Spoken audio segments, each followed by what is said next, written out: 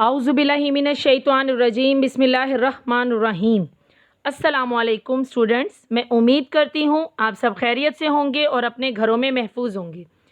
बेटा, जैसा कि आप जानते हैं कि कोरोना प्रॉब्लम की वजह से यूनिवर्सल हाई स्कूल ने ऑनलाइन लेक्चर्स का इंतज़ाम किया है। उस हवाले से मैं आपकी टीचर मिस इकरा क्लास 6 से आपको कंप्यूटर पढ़ाऊँगी। ये मेरा कंप्यूटर का 4th लेक्चर है। लेक्चर नंबर 3 में हमने चैप्टर नंबर 2 बाइनरी कोड्स की स्टेटमेंट 13 to 21 पढ़ी थी, जिसमें हमने nibble, byte, binary digits, bits, byte और रिमाइंडर मेथड के बारे में पढ़ा था। उसका एक मुख्तसर सा तारुफ मैं आपको दे देती हूँ। निबल क्या होता है? 4 बिट्स की कलेक्शन को निबल कहा जाता है, यानी 4 डिजिट्स की कलेक्शन को निबल कहा जाता है। 8 बिट्स की कलेक्शन को बाइट कहा जाता है। बिट्स की फुल फॉर्म बाइनरी डिजिट्स है। बिट कंप्यूटर मेमोरी को मुहैया करने का सबसे छोटा यूनिट होता है। बिट में 0 को ऑफ और 1 का मतलब ऑन होता है। कंप्यूटर अपने अंदर जितना भी डाटा स्टोर करता है वो शेप ऑफ बिट्स की फॉर्म में स्टोर करता है। जब हम डेसिमल नंबर सिस्टम को बाइनरी नंबर सिस्टम में कन्वर्ट करते हैं तो इसका जो प्रोसेस है उसको द रिमाइंडर मेथड कहा जाता है। इसके अलावा बेटा, मैंने आपको होमवर्क दिया था, आप अपने रजिस्टर्स ओपन कीजिए और होमवर्क को टैली कर लें। जी बेटा, देखिए 2 क्वेश्चन मैंने आपको होमवर्क में दिए थे। Question number 1, define bit. Each 0 and 1 binary number system is called a bit. 0 means off and 1 means on. Question number 2, define the remainder method. The conversion of decimal into binary uses a very simple process which is called the remainder method. अब आते हैं अपने आज के lecture number 4 की तरफ। आप सब अपने नोट्स ओपन कर लीजिए। Page number 2, chapter number 2 binary codes, statement number 22 से हमने पढ़ना है। देखिए बेटा, 36 in decimal is equivalent to 100,100 in binary number system. ये 36 को बाइनरी नंबर सिस्टम में कन्वर्ट किया गया है। ये डेसिमल नंबर सिस्टम है। किस तरह से कन्वर्ट किया गया है इसका प्रोसेस मैं आपको अभी समझा दूंगी। इसके नीचे मेमोरी साइज टेबल है। इस टेबल को आपने याद करना है। मेमोरी साइज टेबल मतलब कंप्यूटर की जो मेमोरी है वो बिट्स जो है वो कितने बाइट के इक्वल है, वो इसका ये टेबल है। आप देखिए 8 बिट जो है वो 1 बाइट के इक्वल है। 1024 bytes is equal to 1 kilobyte. 1024 kilobytes is equal to 1 megabyte. 1024 megabytes is equal to 1 gigabyte.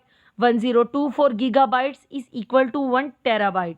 1024 terabytes is equal to 1 पीटाबाइट।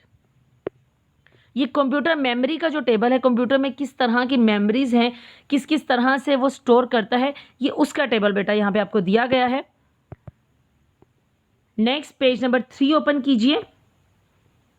यहाँ पे देखें बेटा, convert 36 into decimal number system. यहाँ पर आपने बाइनरी नंबर सिस्टम को डेसिमल नंबर सिस्टम में कन्वर्ट करना सीखना है। लेकिन उससे पहले एक बात मैं आपको बता दूँ, जब भी हम डेसिमल नंबर सिस्टम को बाइनरी नंबर सिस्टम में कन्वर्ट करते हैं तो हमेशा डिवाइड करते हैं।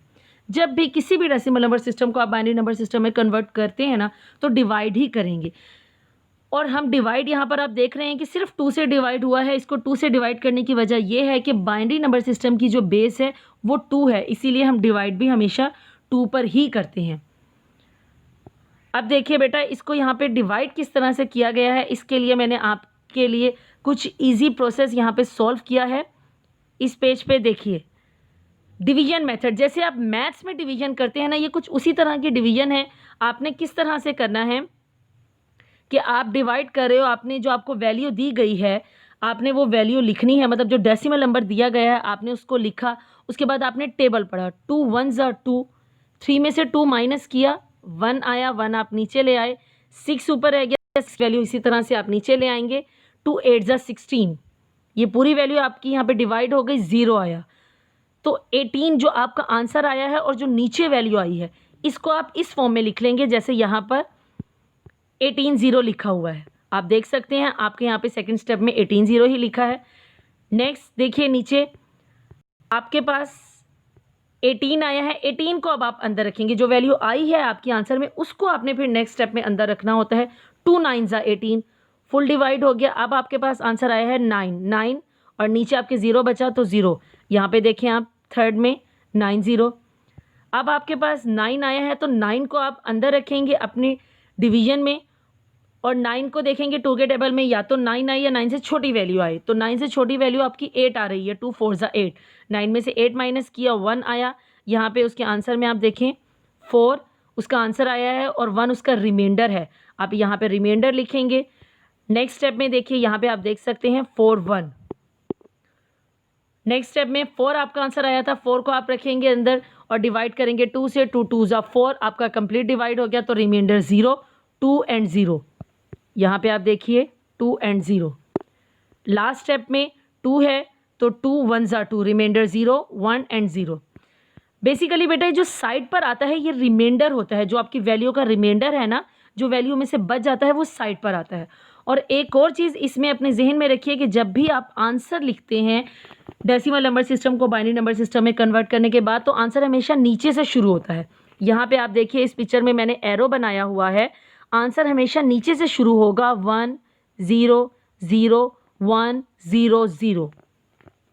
और एक और बात, यहाँ पर उसकी बेस आपने लाजमी लगानी है 2, क्योंकि बाइनरी नंबर सिस्टम की जो बेस है वो 2 होती है और बेस नीचे लगाते हैं। अगर आप ये ब्रैकेट के ऊपर लगा लेंगे तो ये आपकी पावर बन जाएगी, और यहाँ पर हम इसकी पावर नहीं लगा रहे, यहाँ हम इसकी बेस लगा रहे हैं और बेस ब्रैकेट के नीचे ही आती है। बेटा मैं उम्मीद करती हूँ कि आपको ये लेक्चर अच्छे से समझ आया होगा। एक और क्वेश्चन मैंने आपके लिए सॉल्व किया है, आप देखिए क्वेश्चन नंबर 2 जो आपका है, स्टेटमेंट नंबर 25 है ये आपकी, convert 26 into binary number system. उसी तरह से ये आपका कन्वर्ट करना है आपने। 26 को आपने डिवीजन में रखा, 2 1 ज़ा 2, 6 आपका बचा, 6 आप एज इट इज़ नीचे ले आएंगे, 2 3 ज़ा 6, 13 आपका आंसर आया और 0 आपका रिमाइंडर है, 13 0। नेक्स्ट स्टेप में आप 13 आपका आंसर आया है तो आप 13 को अंदर रखेंगे, 2 6 ज़ा 12, क्योंकि आपके टेबल में 2 के टेबल में 13 नहीं आता तो उससे छोटी वैल्यू 12 है। 13 में से 12 को माइनस किया, 1 आया, 1 आपका रिमाइंडर है और 6 आपका आंसर है, 6 1। थर्ड स्टेप में 6 आपका आंसर आया था तो आप 6 को अंदर रखेंगे, 2 3 ज़ा 6 और 0 आपका इसी तरह से नीचे चला जाएगा, रिमाइंडर 0, 3 एंड 0। और लास्ट स्टेप आपका है 3, तो 3 को आप अपनी डिवीजन में रखेंगे, 2 1 ज़ा 2, 3 में से 2 माइनस किया 1, तो आपका रिमाइंडर 1 है। यहाँ पे आप देखिए सेम इसी तरह से आपका सॉल्व हुआ है और आंसर भी इसी तरह नीचे से ऊपर लिखा हुआ है। नोट्स में भी आप देख सकते हैं सेम यही मेथड है। बेटा यहाँ पर जो ये मैंने आपके लिए सॉल्व किया है ये आपको समझाने के लिए है, आप इसको अपने होमवर्क नोटबुक्स पे नहीं लिखेंगे। अगर आपको समझ नहीं आ रही तो आप इसको रफ पर लिखकर सॉल्व कर सकते हैं, लेकिन होमवर्क पे सिर्फ आप इसी तरह से सॉल्व करेंगे जैसे कि आपके नोट्स में सॉल्व हुआ है। ये आपको समझाने के लिए मैंने साइड पर रफ वर्क किया है कि ये डिवीजन किस तरह से हुई है। बेटा नेक्स्ट आगे देखिए अपने होमवर्क की तरफ। Do practice of question number 1 and 2, यानी ये जो आपको मैंने 2 क्वेश्चंस करवाए हैं इन्हीं की आपने प्रैक्टिस करनी है। Convert 36 into binary number system, convert 26 into binary number system. Practice on your neat notebooks, यानी आपकी जो नीट कॉपीज़ हैं, नीट रजिस्टर्स जिनके ऊपर आप काम कर रहे हैं या शीट्स जिन पर आप काम कर रहे हैं, उस पर आपने ये प्रैक्टिस करनी है। कल के लेक्चर नंबर 5 में इंशाल्लाह हम नेक्स्ट 2 क्वेश्चन इसके सॉल्व करेंगे। उस वक्त तक अपना बहुत सा ख्याल रखिए। अल्लाह हाफिज़।